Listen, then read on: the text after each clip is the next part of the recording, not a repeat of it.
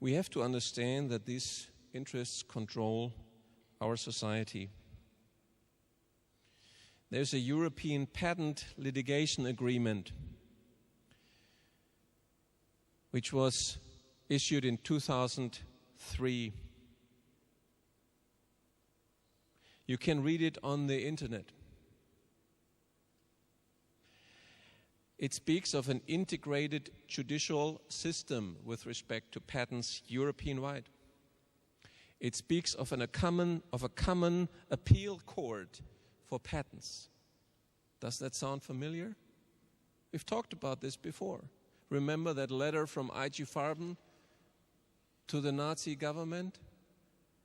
European-wide patent law, common appeal court. And now let's look who participate in preparing this. You see Germany, United Kingdom, France, Switzerland, the leading export nations for pharmaceutical drugs. Do you find the Czech Republic? Of course not. Do you find Slovakia? Hungary? Of course not.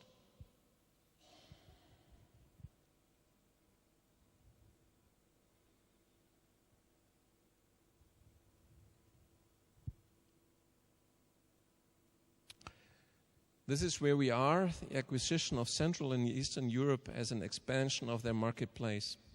They have everything in place. They have all the mechanisms in place. They constructed a European Union that is essentially controlled by them without the people standing up and saying, we don't want this thing. Amazing. Lessons from history. Do not forget the roots of those who became the architects of the EU in Brussels. Could it be that the same corporate interests that financed the attempt to create a European market from Lisbon to Sofia through World War II are today financing the economic and political conquest of Europe through the Politburo of the drug and oil cartel in Brussels? Could it be that for a few million euro in subsidies that Brussels pays to Prague or to Bratislava or to Budapest,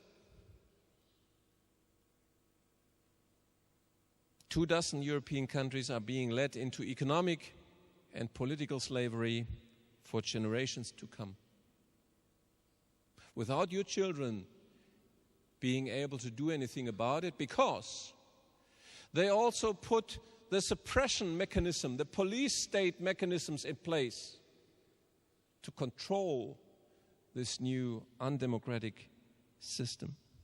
Could it be that the EU bureaucracy built in Brussels is not guided by the will of the people of Europe, but by corporate interests?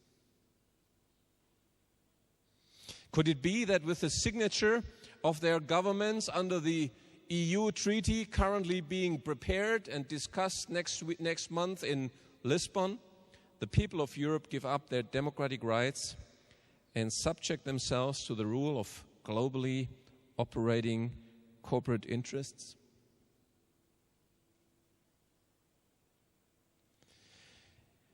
Isn't it time for the people of Europe, for the people of the Czech Republic, of Prague, of Berlin, of Paris,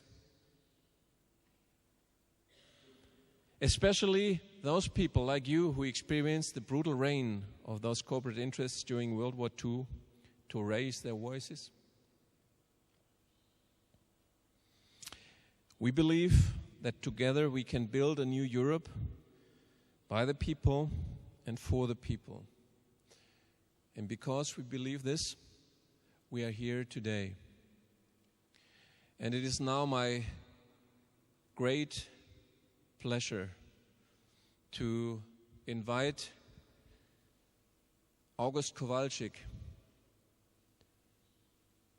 one of the few survivors of the Auschwitz hell that are still alive today, to talk to you and share with you his testimony. August.